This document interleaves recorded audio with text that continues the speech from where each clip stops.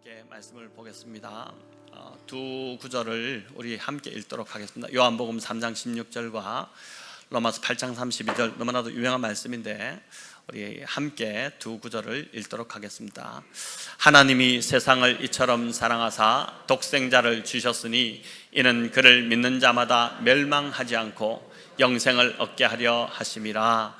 자기 아들을 아끼지 아니하시고 우리 모든 사람을 위하여 내주신 이가 어찌 그 아들과 함께 모든 것을 우리에게 주시지 아니하겠느냐. 아멘. 네, 성부 하나님의 지독한 사랑, 이 제목으로 우리 교수님 말씀 전해주실 때 큰 은혜 받으시기를 바랍니다. 우리 박수로, 큰 박수로 환영할까요? 네.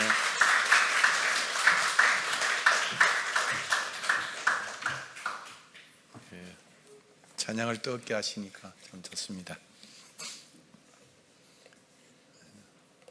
한 해가 아주 그냥 너무 빨리 가는 것 같지 않아요? 엊그제 25년 시작된 것 같은데 벌써 12월 7일 마지막 이제 달력 한 장이 남았습니다. 11월 30일부터 우리 절기로서는 대강절이다 그렇게 부릅니다. 주님이 오신 날이고 또 앞으로 오실 주님을 또 바라는 그런 날이기도 합니다. 물론 대강절은 지금까지 예수님의 오심에 대해서 많은 생각을 해왔습니다. 그런데 오늘 조금 우리가 좀 관점을 달리해서 예수님을 보내신 하나님에 대한 그런 생각을 우리가 했으면 좋겠다 생각을 합니다. 참 다사다난했던 한 해죠. 또 12월 3일은 또 기억하기조차 싫은 그런 참 역사 속에 참 안타까운 그런 한 해였습니다. 싸움이 또 정치인들의 싸움들이 너무 좌우가 또 급격하게 나누어지는 역사의 참 어려운 환경 속에 이 12월 마지막이 어떤 말씀을 전할까 생각을 많이 했습니다. 무엇보다 하나님의 사랑을 우리가 다시 한번 가슴에 새기면 좋겠다 그런 생각을 합니다. 조금 전에 우리가 함께 봉독했던 두 구절 중에 특별히 두 이제 동사를 좀 집중해 보려고 합니다. 하나는 주셨다는 말씀과 하나님이 세상을 이처럼 사랑하사 이렇게 사랑하사 자기 아들을 주셨다라고 하는 주심에 대한 말씀과 또 로마서 8장 32절에 내어주셨다, 내주신 이렇게 했는데 조금 이제 축약을 됐는데 내어주셨다 하는 이 두 단어가 하나님의 사랑의 아주 극명한 모습을 우리에게 소개해주고 있다. 저는 그렇게 생각을 합니다. 주신 것은 선물이고 내어주신 것은 선물 위에 그 아들을 십자가상에 내어주셨던 그런 의미입니다. 정말 기본 우리가 그래서 크리스마스 때 선물을 교환도 하고 그렇지 않습니까? 그렇게 내어주신 것은 deliver up, 이렇게 이제 고난 가운데, 버림 가운데, 배반 가운데, 죽음 가운데 하나님이 그 아들을 주셨다라고 하는 의미를 담고 있습니다. 하나님의 사랑은 주신 정도가 아니고 내어주신 사랑이라는 말씀입니다. 선물의 차원을 넘어서서 그 아들을 우리의 구원을 위한 화목제물로, 대속물로 십자가의 고난으로 내어주신, 그래서 오늘 제목을 하나님의 지독한 사랑이다, 지극한 사랑이지만은 독한 사랑이다, 이렇게 제가 표현을 했습니다. 이 독한 사랑이 사실은 축도 속에도 그대로 포함되어 있습니다. 이렇게 예수교는, 기독교는 성부와 성자를 나누는 것이 아니라 성부 하나님과 성자 하나님이 일체를 이루었어, 삼위 하나님이 일체를 이루었어 그 속에 사랑과 고난이, 하나님이 우리를 향한 사랑과 그 아들의 고난이 동시에 함께 어우러져서 우리에게 구원의 아름다운 선물로 나타나고 있습니다. 축도가 끝나면 무섭게 도망가는 성도들이 많지 않습니까? 축도는 그러한 알림종이 아니에요. 축도 속에 기독교의 모든 그 내용이, 구원의 이 의미가 고스란히 담겨 있다, 저는 그렇게 생각을 합니다. 주 예수 그리스도의 은혜, 그리고 제가 늘 자주 말하는 그 아들을 아낌없이 주신 하나님의 사랑과 성령의 코이노니아, 성령의 교통하심. 성령의 코이노니아가 없으면 깨달을 수가 없잖아요. 그리스도의 속죄의 은혜와 또 하나님 아버지의 그 놀라우신 사랑을 진리의 성령이 오셔서 우리 속에서 깨우치게 하고 믿게 하고, 또 깨우치고 믿는 것으로 족한 것이 아니라 성령이 오셔서 우리를 인도하는 그러한 삶이 축도 속에 고스란히 용례되어져 있습니다. 어떤 신학자는 십자가에 달리신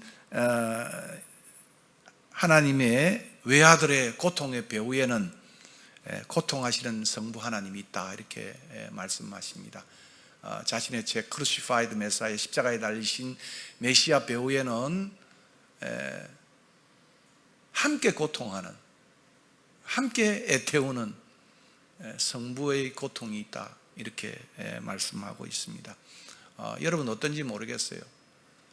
우리 이영민 장로님은 아버님 생각하면 뭐가 생각나시는지 모르겠어요. 우리 목사님도 우리 아버님 생각하면 뭐가 생각나는지. 어머님 하면 많이 울잖아요, 그죠?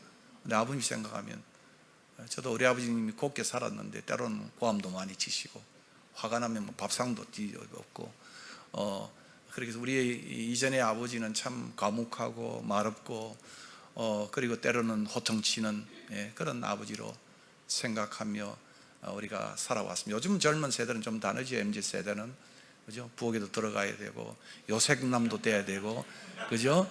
요리를 또 잘해야, 그죠? 인정을 받고. 그래서 요즘 젊은 세대들이, 남자애들이 결혼을 안 하려 합니다. 돈 다 벌어왔는데 요리하고 애 보고 뭐 다 해야 되니까 도대체 이게 뭐냐 해가지고 결혼을 안 하는 추세다, 이렇게 우리 아들이 미국에서 진언을 해서 빨리 막내 장가 보내도록 아버지가 좀 노력을 해라, 이렇게 이제 이야기를 하고 있습니다. 아마 여러분 기억에 무엇인지 모르겠어요. 아버님 생각하면. 옛날 앞 시간도 말씀드렸습니다만은 MBC의 그 주철한 PD, 아주 유명한 PD죠. PD가 만들었던 우정의 무대, 우정의 무대. 아마 젊은 친구들은 모를 거예요. 89년부터 97년까지 8년간 장수 프로그램이었어요. 그 속에 이제 마지막 코너가 그리운 어머니, 그리운 어머니. 엄마가 보고플 땐 엄마 사진 꺼내놓고, 그죠? 그쪽이 짠짠하게 흐르면 어머니 하고 다 울잖아요. 감동의 도가니탕이 되는 겁니다. 참 감동의 무대였어요. 그래서 장수 프로그램이 되어진 겁니다. 물론 어떤 때는 엄마가 오지 않는 줄을 뻔히 알면서도 엄마 찾아 나온 장병은 그 시간에 그래도 엄마에게 인사하고 싶어가지고 뒤에 있는 엄마가 맞습니까? 예, 맞습니다 하면 거짓말이고, 뭐 이런 이야기도 있지 않습니까? 그렇게 이제 너무 프로그램이 좋아가지고 아버지들이 이제 화가 난 거예요. 왜 아버지 코너는 없나? 우리 좀 만들어 달라. 우리도 감동의 도가니를 만들겠다, 이렇게 해가지고 할 수 없이 아버지 코너를 만들었습니다. 그래서 아버지가 이제 저기서 나오고 아들이 이렇게 나왔습니다. 나오면서 아버지 바쁘신데 왜 오셨어요? 이게 처음부터 이제 뭐 감격이 안 되는 거예요. 아들아, 요새 밥 잘 준다며, 요새 군대. 이래가지고 한 번 하고 끝났다는 거 아닙니까? 정말 그리운 어머니는 정말 우리의 인생을 흔들어 놓는 그런 상이라고 그렇게 생각을 합니다. 그래서 아침마당에 이제 나와서 뽀빠 이상용이 이제 그 우정의 무대에 대해서 뒷이야기를 했습니다. 그래서 마지막으로 이제 하는 이야기가, 그래도 아버지는 속으로 웁니다. 그 한마디에 이제 참 저도 많이 감동을 받아요. 아버지가, 그죠? 어떤 때는 술만 잡수고 오면 병만 보고 통곡하는 아버지가 있었다, 뭐 그런 이야기도 있지 않습니까? 그러나 우리 하늘의 아버지는 이런 earthly father, 지상의 아버지와는 너무도 다른 우리를 사랑하시되 그 아들을 보내기까지 사랑하는 그 사랑은 지독한 사랑이고 아픈 사랑이었다, 그렇게 생각을 합니다. 성경에서 이 하나님 사랑을 아픈 사랑으로 표현한 것이 잘 없는 것 같던데, 사우스 아프리카인 어느 신학자가 호세아서를 설교하면서 제가 그 설교문을 보면서 참 감동이 왔습니다. 호세아서는 배반당한 아픈 사랑을 그렸다. 우리는 그렇게 생각하지 않죠. 호세아가 고멜을 그죠 품고 사랑하는데, 야, 이런 사랑이 있을까? 또 데리고 오면 또 바깥으로 나가고. 그런데 그 사랑의 배면을, 뒷면을, 그죠?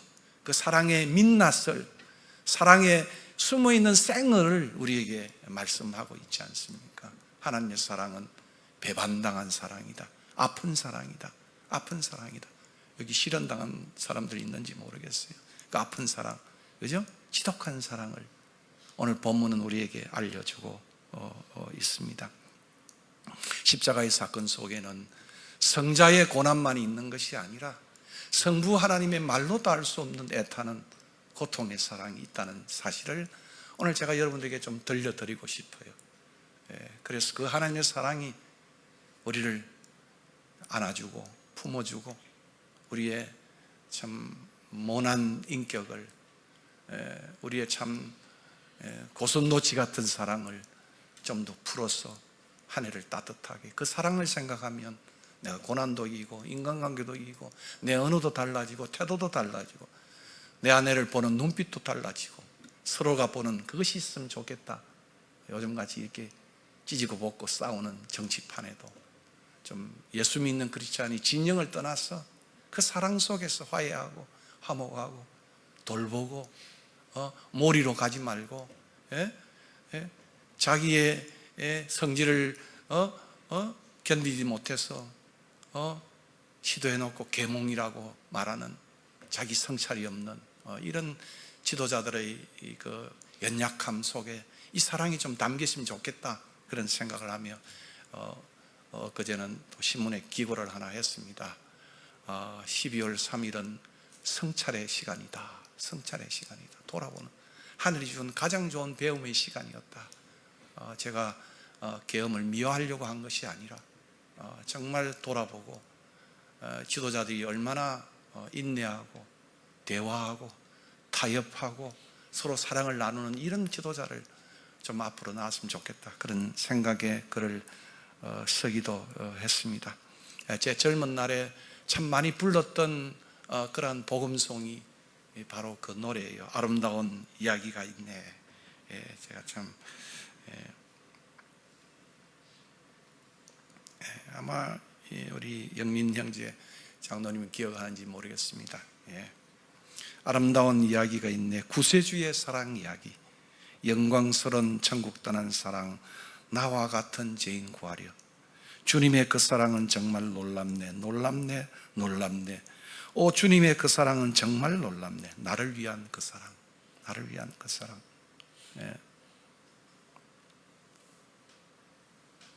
근데 3절이 참 재밌어요. 사람들은 이해할 수 없네. 주를 보낸 하나님의 사랑, 이 사랑이 나를 살게 하네. 갈보리의 구속의 사랑. 주님의 그 사랑은 정말 놀랍네. 놀랍네. 놀랍네. 오, 주님의 그 사랑은 정말 놀랍네. 나를 위한 그 사랑. 많이 울었어요, 젊은 날 이 노래를 부르면서. 제가 예수 없었다면 좀 뺀질이 안 됐겠어요. 생긴 것도 좀 뺀질하게 생겼는데 우리 아내가 늘 걱정을 했어요. 예수 때문에, 예수 때문에. 젊은 날에 예수를 믿고 예수에 취하고 시시 안에서도 젊은이를 키우고 그렇게 살아왔고, 그것이 제가 IBM도 갈 수 있었지만 포기하고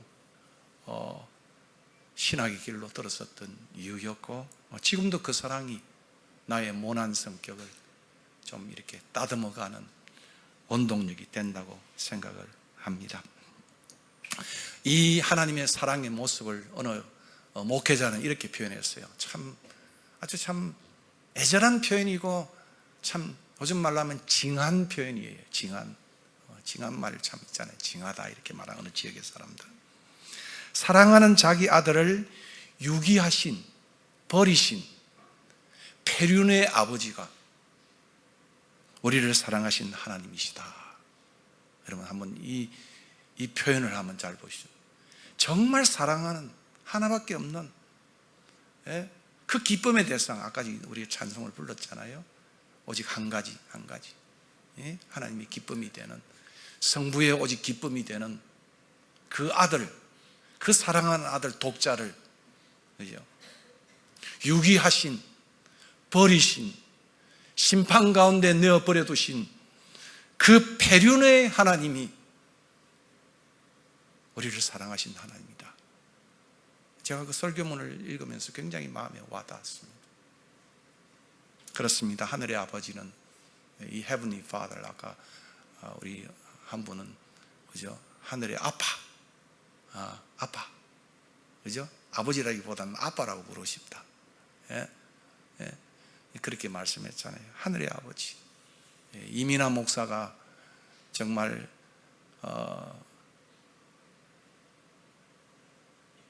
이어령 씨의 책에 보면 마지막 굿나잇 키스라고 하는 그 책에 보면 그런 이야기가 있습니다. 육신의 자기의 아버지는 너무나 바빠가지고 피아노 한 대 덜그려 사주고 늘 강의 다니고 바쁘게 다녔는데 미나의 곁에는 늘 하늘의 아버지가 있었다. 하늘의 아버지가 있었다. 미나는 그 바쁜 속에 하늘의 아버지가 있었고, 육신의 아버지는 미나에게 좋은 집을 하기 위해 지어서 했지만은, 그러나 미나는 늘 하늘의 맨션 속에 살았다. 이렇게 이어령 씨는 고백하는 것을 보았습니다. 이 하늘의 아버지는 우리 아버지랑 달리 무감한 분, 그런 분이 아닙니다.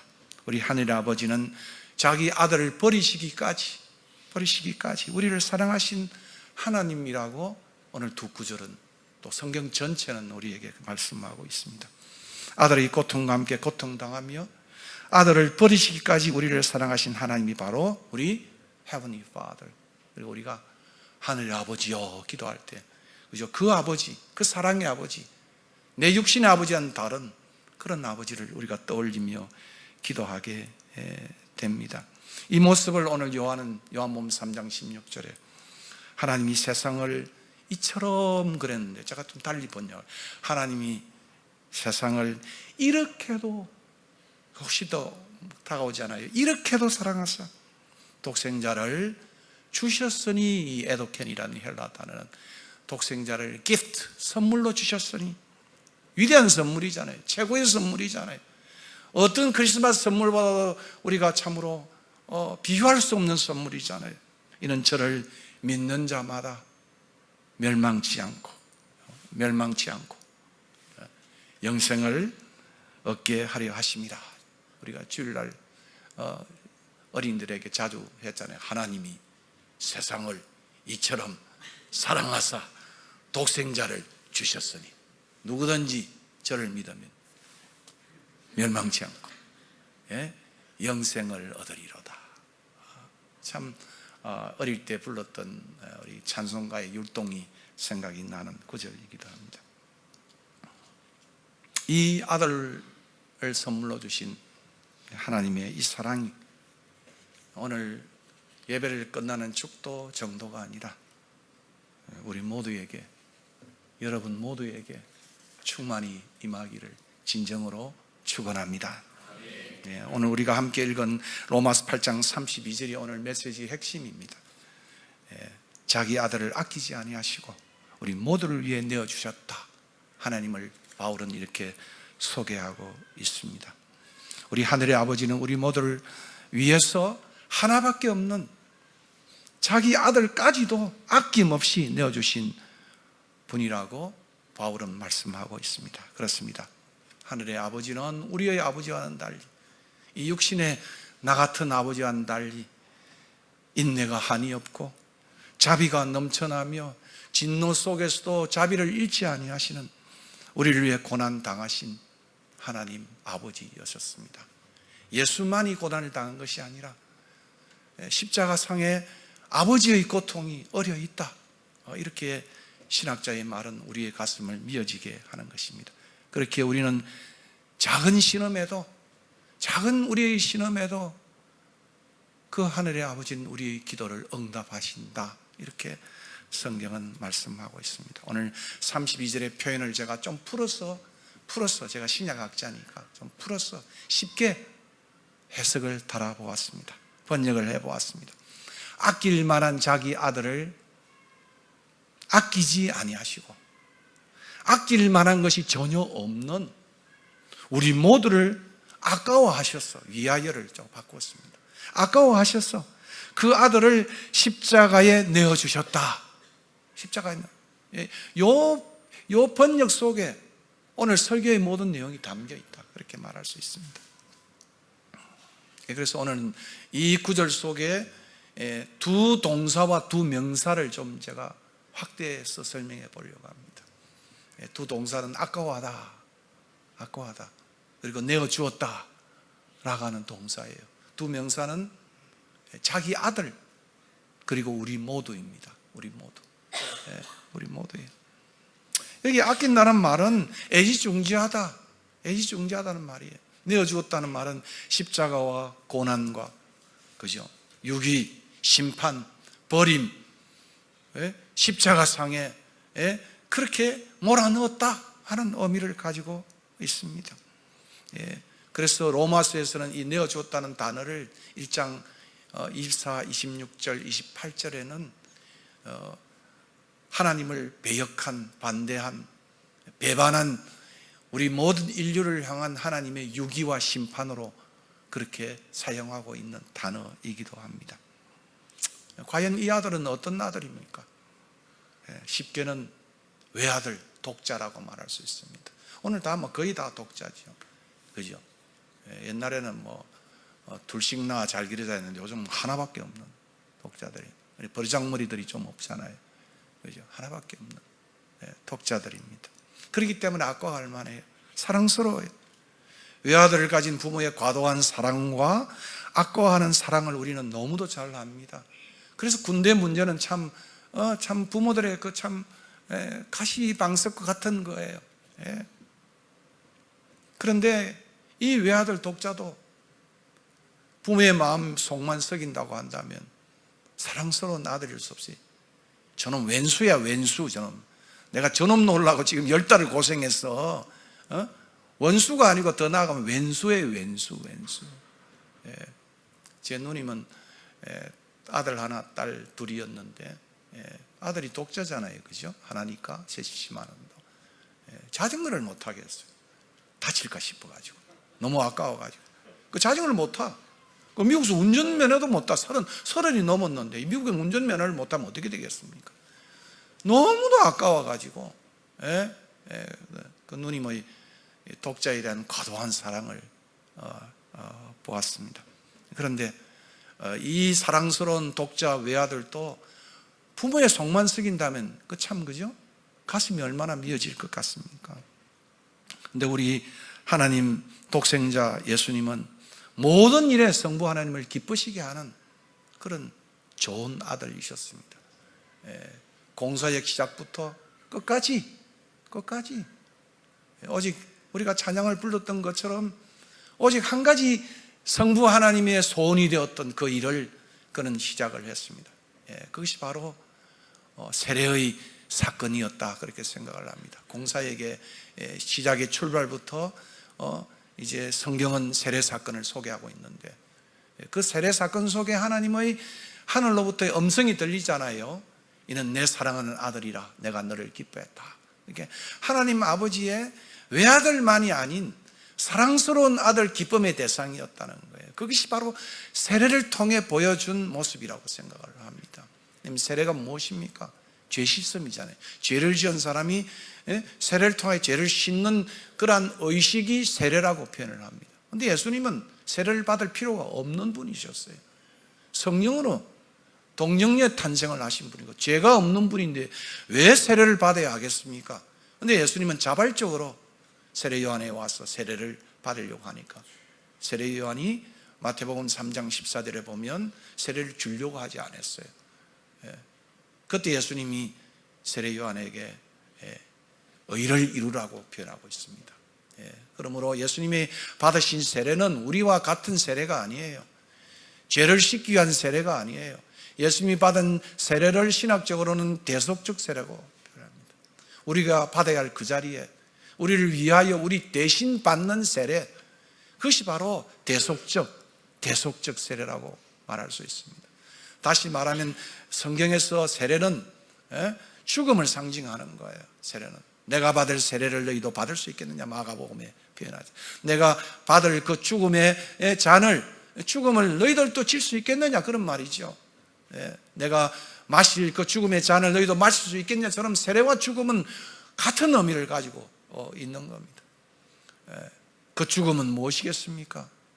하나님의 가장 한 가지 소원이잖아요. 오직 한 가지 소원, 인류를 구원하기 위한 그 한 가지 소원을 이루기 위해서 예수님은 공생의 출발부터 그 하나님의 뜻을 드러내기 위해서 세례를 받으신 것입니다. 그러니까 얼마나 하나님 아버지께서는 그 아들의 자기의 소원을 이루려고 하는 그 아들의 모습을 보고 하늘이 열리면서, 하늘이 갈라지면서 하늘로부터 This is my beloved son, 더 나아가서는 You are my beloved son, 너는 내 사랑하는 아들이고 내가 너를 well pleased, 기뻐했다. 철저하게 하나님 사랑의 아들이었고 기쁨의 아들이었습니다. 그리고 그의 생애를 살펴보면 예수님은 늘 모든 일에 하나님을 기쁘시게 했어요. 요한복음 8장 29절에는 내가 항상 그의 기뻐하시는 일을 행함으로 이렇게 표현하고 있습니다. 예수님의 이 땅에 살아가는 목적이 한 가지 기쁜, 하나님의 한 가지 기쁜 일, 인류를 구원하는 그 일을 주님은 하셨다는 그런 이야기입니다. 어느 날 예수님께서는 수가성에 도착을 했어요. 목이 마르고 배가 고팠어요. 역시 제 아들은 먹는 게 남는 거라고, 그들의 생각은 오직 먹는 것만 있었던 것 같아요. 마실로 가가지고 음식 사러 갔는데 주님은 그 배고프고 목마른 거기에 한 여인을 기다리셨습니다. 죄 많은 여인이었어요. 그래서 어떤 신학자는 그 순간은 주님의 목마름은 그 여인을 구원하는 목마름이었고 주님의 배고픔은 그 여인을 구원하는 배고픔이었다, 이렇게까지 말씀하고 있습니다. 그래서 여자들이 돌아왔을 때, 음식을 사들고 돌아왔을 때 예수님이 이렇게 말합니다. 그 여인 몇 더불어 나의 양식은 아버지의 뜻을 행하는 것이고 온전히 이루는 것이다. 예수님의 양식 자체가 하나님을 기쁘시게 하는 구원의 일이었습니다. 이것이 바로 주님이 이 땅에 사랑하는 아들로, 기쁨의 아들로 살았던 모습이라고 성경은 말하고 있습니다. 외아들이기 때문만이 아니라 순종하는 외아들임으로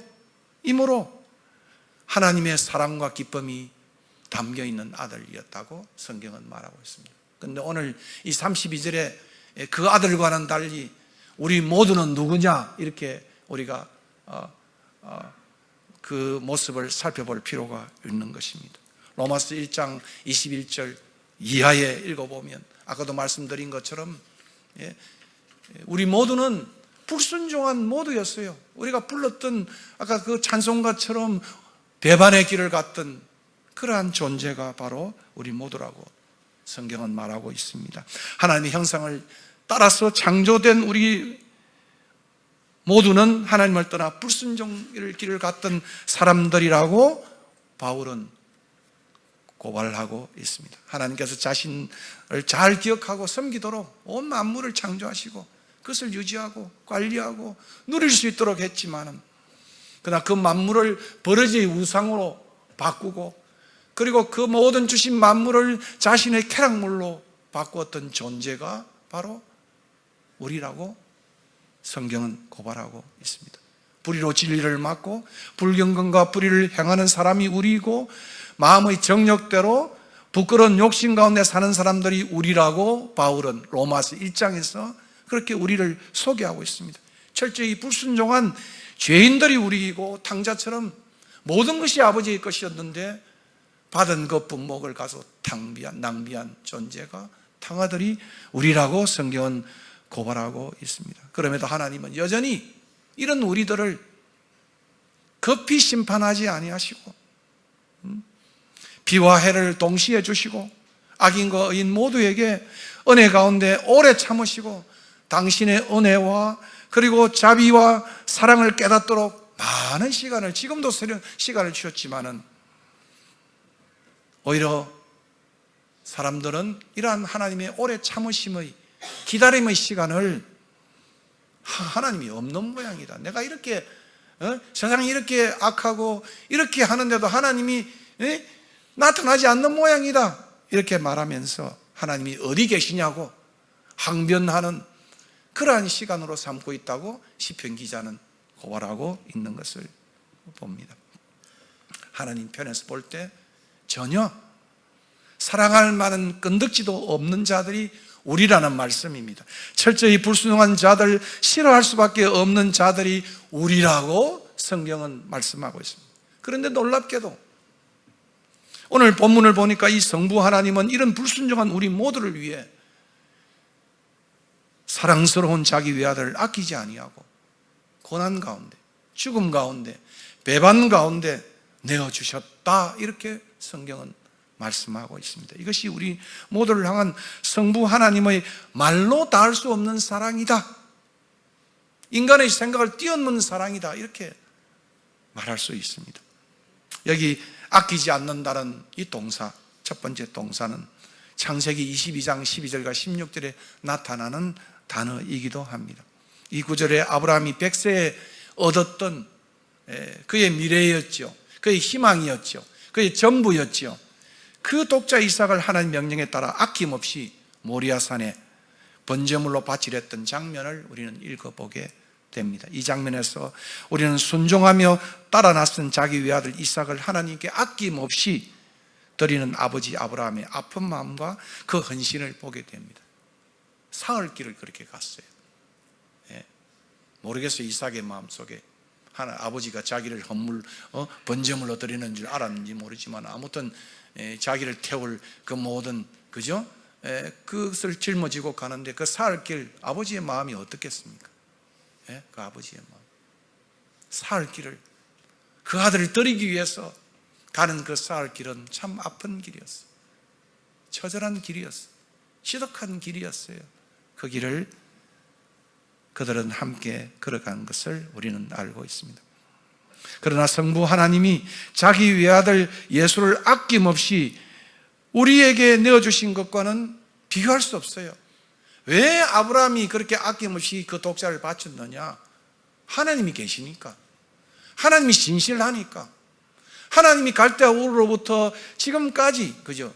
25년간 그의 생애를 꼭 약속을 지키며 살아왔으니까, 그 하나님을 보면 헌신할 만하니까 그 아들을 바치지 않겠어요? 그런데 하나님 아버지는 우리 같은 거 뭐 보기 좋다고 그 아들을 바치겠습니까? 아낌없이 주겠습니까? 정반대. 아브라함은 신실한 약속의 하나님, 신실한 하나님, 그 하나님 때문에 그 아들을 아낌없이 바쳤다고 한다면 하나님 아버지는 우리같이 배반의 길을 걸어가는 불순종한 우리를 위해서 아낌없이 드렸다고 성경은 말하고 있습니다. 자기 아들을 아까워하지 아니하고 우리 모두를 위해 죽음 가운데 내어드려 주신 그 이유는 그 아브라함의 그러한 헌신의 이유와는 판이하게 다른 이유였다, 그런 이야기입니다. 성부 하나님은 사랑할 만한 것이 전혀 없는 불순종한 우리를 위해 그 사랑스러운 자기 외아들 예수를 아낌없이 죽음 가운데 내어주셨습니다. 사랑스럽지도 못한 불순종한 우리 모두를 위해 사랑스러운 그 순종의 외아들을 우리를 위해 죽음 가운데로 내어주시면 우리 같은 사람을 더 사랑했기에, 자기 아들보다도, 순종하는 자기 아들보다도 우리 같은 몽망난이들을, 탕아들을 더 사랑했기 때문이라고 성경은 말하고 있습니다. 이것이 바로 스스로 폐륜이 된 그 하나님의 모습을 우리는 여기서 발견하게 되는 것입니다. 이 하나님의 놀라운 사랑을 사도 요한은 요한 1서 4장 9절과 10절에 이렇게 표현하고 있어요. 하나님의 사랑이 우리에게 이렇게 나타난 바 되었으니 하나님이 자기의 독생자를 세상에, 제가 좀 거기다가 살을 붙였어요, 죽음 가운데로 보내심은, 내어주심은, 그런 말이죠. 8장 32절의 말을 빌리면 그로 말미암아 우리를 살리려 하심이라. 사랑은 여기 있으니 우리가 하나님을 사랑한 것이 아니요, 하나님이 우리를 사랑하사 우리 죄를 속하기 위해서, 우리에게 영생을 주기 위해서 화목제물로 그 아들을 주셨다, 이렇게 부연하여 설명하고 있습니다.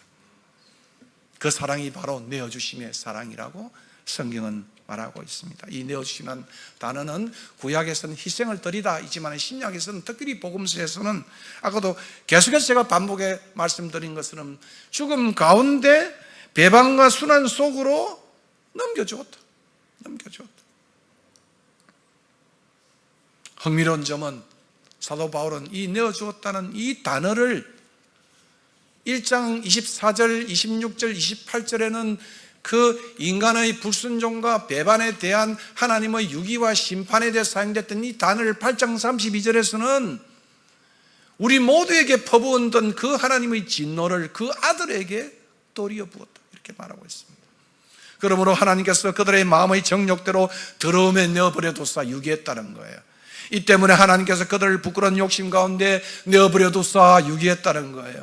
하나님께서 그들을 그 상실한 마음대로 그렇게 살도록 내어버려 두었다. 바로 그런 유기와 심판과 그리고 버림의 이 단어가 고스란히 8장 32절에 전환이 되어졌는데, 하나님의 이 놀라운 이러한 사랑이 그 아들에게로 전이되어졌다는 거예요. 덮어 씌워졌다는 거예요. 그 유기와 버림을 그 아들에게로 다 부어졌다, 이렇게 말하고 있는 것입니다. 왜 그랬을까요? 왜요? 저는 성경을 읽을 때마다 어떻게 그럴 수 있나 이해 못해요. 그 하나님의 사랑을 how라고 물으면 대답이 안 돼요. 성경을 how라고 묻지 말고 why라고 물어야 돼요. why? 그 사랑스러운 아들을 십자가에 버려두어야 됐느냐? 오늘 본문은 뭐라고 말합니까? Because he loves us. 우리를 위하여, 우리 때문에, 우리를 사랑하기에, 그것이 사도 요한의 이야기였고 바울의 이야기였고 성경의 이야기라고, 아름다운 이야기라고, 모든 사람이 들어야 할 만한 이야기라고, 크리스마스의 이야기라고, 대강절의 이야기라고, 그렇게 복음의 이야기라고 성경은 말하고 있습니다. 어떤 우리에게 철저히 항상 불순종한 우리 모두를 위해 그렇게 하셨다고 하는 것입니다. 이게 말도 안 되는 사랑 아닙니까?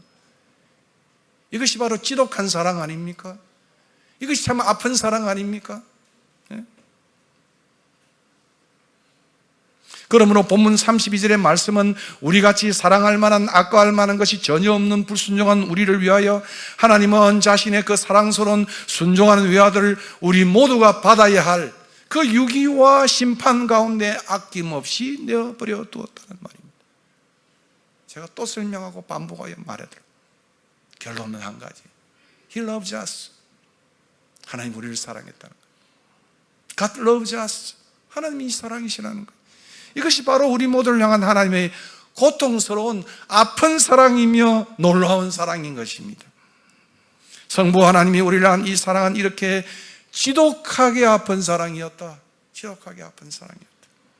어느 가수가 절규하잖아요.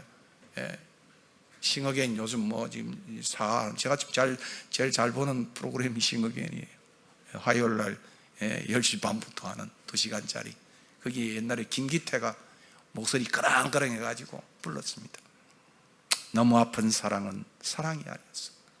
너무 아픈 사랑은, 난 뭐 목소리가 별로 안 좋아가지고 천만 부가 떠나가서 사랑이 아니었어. 왜 아픈 사랑이 사랑이 아닙니까? 왜 아픈 사랑이 사랑일 수가 없습니까? 이렇게 지독하게 아픈 사랑은 사랑이 아닐까요? 진짜 사랑 아닙니까? 요즘 말로 하면 찐 사랑 아닙니까? 참 사랑 아닙니까? 그래서 우리는 그런 찬송을 부를 때마다 그 사랑을 입고 사랑을 체험하고 사랑을 믿고 살아가는 모두는 눈물을 흘릴 수밖에 없는 거예요. 없는 거예요. 무엇보다도 백주의 십자가에서 고통당하시는 그 외아들을 버려두신, 십자가에 내어버려두신 그 손안의 모든 가정을 지켜보신 성부 하나님의 고통은 말로 다할 수 없었을 것입니다.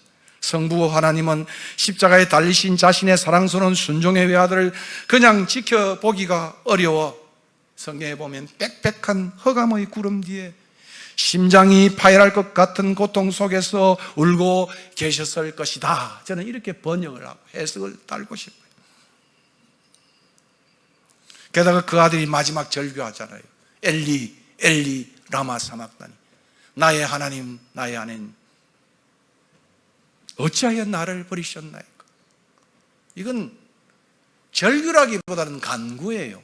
뒤집어 놓으면요, 나의 하나님 나를 구원해 주소서, 이런 절규예요. 그 아들이 십자가에 달렸어. 그 고통 속에서 나의 하나님 나를 구원하소서. 하나님 기가 먹으셨을까요? 기를 만드신 자가 기를 먹었을까요?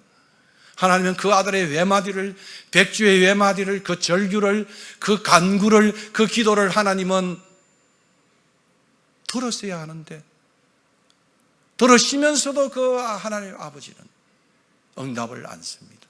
그 능하신 구원의 팔을 펼치지 아니하시고 팔짱을 끼시고 그 모든 십자가의 그 과정을 다 지켜보셨습니다. 불러도 대답 없는 이름이요, 부르다가 내가 죽을 이름이요. 초원 같은 시간이었어요. 그 아들의 절규와 그 아들의 회마디와 그 아들의 강구를 하나님이 들으셔야 하는데, 성경에 보면 의인의 강구는 하나님이 잘 들으시라는데, 이렇게 그 아들 같은 의인이 어디 있습니까? 그 의인인 그 아들이 그렇게 외마디를 지르는데 하나님은 외면하셔야만 했다, 이 말입니다. 왜요? Why? 왜 그랬을까요? He loves us. 그 아들을 구원하면, 그 아들을 십자가상에서 끌어올리면은 우리의 구원은 아무 의미가 없는 거예요. 아무 의미가 없는 거예요. 그래서 팔짱을 끼시고 그 십자가의 그 고통과 고난을 하나님은 묵묵히 다 보시고 다 들으시고 그 고통 속에 우리를 잉태하셨다. 불러도 대답 없는 이름이 아니라, 부르다가 내가 죽을 이름이 아니라, 이제는 그 아들을 희생하시면서 언제나 하나님을 아버지라 부르면 우리의 기도를 째깍째깍 들으시는 하나님으로 바뀌어지는, 그 아들은 버리고 우리 같은 망나니를 자신의 아들로 대신 입양하는 위대한 치환의 시간이, 어느 신학자는 그것을 치환이다, 위대한 치환이다, 그 아들을 버리고 우리를 사신 위대한 사건이었다, 그렇게 표현하고 있습니다. 지독한 사랑 아닙니까? 성부 하나님 우리를 향한 사랑은 이렇게도 아픈 사랑인 것입니다. 여러분 아시는지요? 여러분 찬송을 부를 때 그런 마음이 드는지요? 여러분이 지금의 아픈 그러한 고난의 시간이 아프다고 절규하지만 하나님이 이 아픈 사랑의 깊이를 여러분이 얼마나 아십니까? 이 넓이를 얼마나 아십니까? 아마 부모님쯤 되면, 어머님쯤 되면 아마 그 사랑에 그것을 조금씩 이해할 수 있으리라 생각을 합니다. 제 멘토이셨던 김중원 목사님은 자기의 큰딸 신이가 말기 위암의 극한 고통 속에 있을 때 지켜보았던 일을 언젠가 간증을 했습니다. 딸은 참 시간이 훨씬 들어가지고 자기가 암이 걸렸는데 아버지가 얼마나 그저 눈에 넣어도 아프지 않는 딸이잖아요. 우리 집에서 내 마누라가 늘 그래요. 당신이 늘 지는 저 애가 하나 있다. 그게 미국에 있는 우리 딸이에요. 누구나 우리 집에 다 인정해. 내가 항상 지는 있는데 딸이라, 딸. 우리 에즈리나야. 이름도 에즈리나. 하나님은 구원이시라. 에즈리나는. 그러니까 그 아버지 마음을 아니까 아버지가 잠든 줄 알고 살짝 거실에 와서 그 극한 위암의 고통을 그죠? 표현하고 있는 거예요. 아버지는 안 일어났을까요? 그죠? 안방에서 나오지도 못하고 딸의 그 마음을 알고 그 안방에서 신음하는 목사님의 간증을 제가 들은 적이 있습니다. 딸의 이 고통을 지켜본 이 고통은, 그 김 목사님의 고통은 공산당에 의해 학살당한 죽음의 무덤 더미에 살아난 그때의 고통보다 더 큰 고통이었다. 그는 지도에서 공산군이 와서 남쪽을 다스리고 했을 때 거기에 학살이 벌어졌어요. 수많은 지도에 있는 크리스찬들이, 문중경 전도사님이 있었던 그곳이죠. 거기서 학살이 벌어졌는데 모두가 다 무덤가에 시체의 죽창에 찔려가지고 부모도 죽고 다 죽었던 그 자리에 자기는 그 무덤가에 살아서 나왔던 그 시간은 자기 생애의 25시, 게오로가 말했던 25시였다. 그런데 내 딸의 고통을 지켜본 그 시간은 그것보다 더 심한 것이었다. 이렇게 간증을 했습니다. 제가 한 줄을 그의 간증을 따왔습니다. 내 딸 신이가 토할 때마다 나는 내 죄를 창자까지 토했고 자나 깨나 앉으나 서나 주님과 신이를 번갈아 부르며 숨쉬듯 기도했으나 내 생에 가장 애절한 기도는 무참히 거절당했다. 무참히 거절당했다. 그런데 성부 하나님은 고통하는 그 외아들, 그 사랑스러운 기쁨의 그 외아들의 구원의 절규를 우리를 위해 우리를 사랑하심으로 끝내 외면하셨다. 이렇게 성경은 말씀하고 있습니다. 사랑하는 형제 자매 여러분, 이것이 성부 하나님이 우리를 향한 사랑입니다. 제가 어떻게 더 문학적으로 어떻게 더 많은 수사를 붙여서 설명할 수가 있겠습니까? 하나님은 우리 같은 불순종한 죄인들이 받아야 할 그 무서운 유기, 버림받음과 심판, 내어줌을 우리에게 부어주시지 않으시고 그렇게 사랑스러운 자신의 외아들에게 쏟아 pouring out, 쏟아 부었다. 이렇게 말씀하고 있습니다. 이 얼마나 엄청난 성부 하나님의 사랑입니까?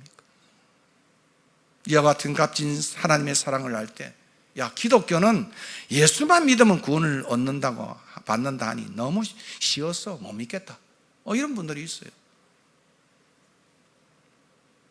단순히 주 예수 그리스도의 이름만 부르면, 믿으면 구원을 얻을 수 있는 것은 그 고백 배후에 하나님이 베푸신 그 엄청난 사랑의 대가가 있기 때문에 가능한 거예요.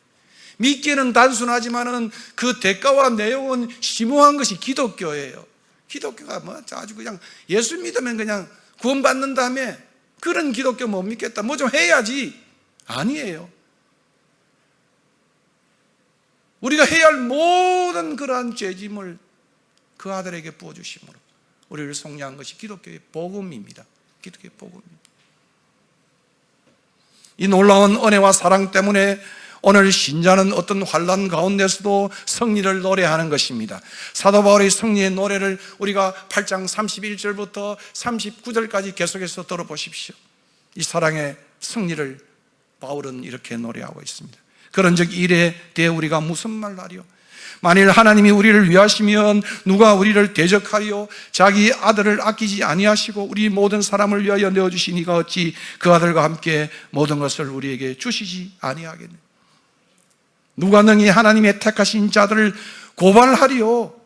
어렵다 하시는 이는 하나님이시니 누가 정죄하리요? 죽으실 뿐만 아니라 다시 살아나신 이는 그리스도 예수시니 그는 하나님 우편에 계신 자여 우리를 위하여 간구하시는 자신이라. 누가 우리를 그리스도의 사랑에서 끊으리요? 환난이나 곤고나 박해나 기근이나 헐벗음 적신이나 그리고 위협이나 칼이라 기록된 바 우리가 종일 주를 위해 죽임을 당하게 되며 도서를 양과 같이 여김을 받았다 함과 같으니라. 그리고 37절에 바울은 위대한 승리의 찬가를 부릅니다. 그러나 이 모든 환난과 어려움의 속에서 우리를 사랑하시는 이로 말미암아 우리가 넉넉히 이기느니라. 넉넉히 이기느니라. 내가 확신하노나 사망이나 생명이나 천사들이나 권세자들이나 현재이나 장래이나 능력이나 높음이나 깊음이나 다른 어떤 피조물이라도 우리를 우리 주 예수 그리스도 안에 있는 하나님의 사랑에서 끊을 수 없느니라. 이 바울의 사랑의 찬가와 확신이 여러분 가슴 속에, 삶 속에 있기를 진정으로 소원합니다. 어떤 환난을 만나도요, 어떤 배반을 당해도요, 어떤 인생의 고난을 당해도요, 하나님의 사랑에서 우리를 끊을 수 있는 그런 일은 결코 없다고 성경은 말하고 있습니다.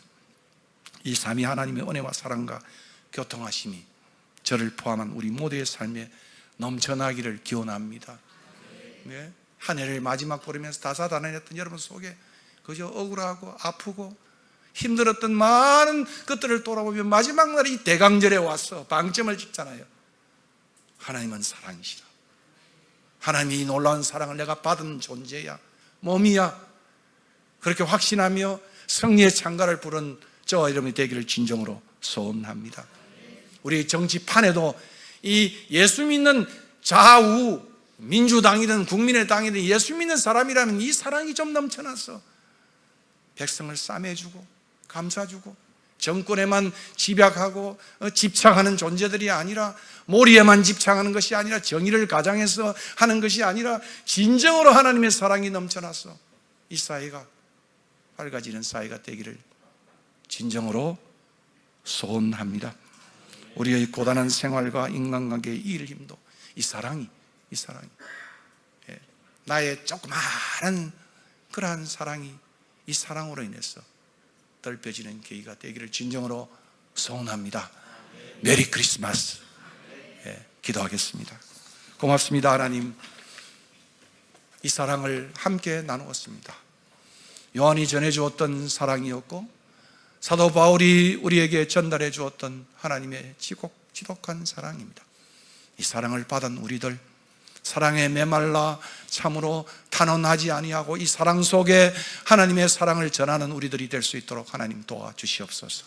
백옷 영동교회는 이 사랑의 화신이 되게 하시고, 이 사랑의 사람이 되게 하시고, 이 사랑으로 똘똘 뭉쳐진 그러한 재단과 그리고 공동체가 되게 축복하여 주시옵소서. 이 인천 땅에도 놀라운 하나님의 은혜가 참으로 이들을 통하여 전달될 수 있도록 하나님 도와주시옵소서. 예수 그리스도 이름으로 기도하옵나이다. 아멘.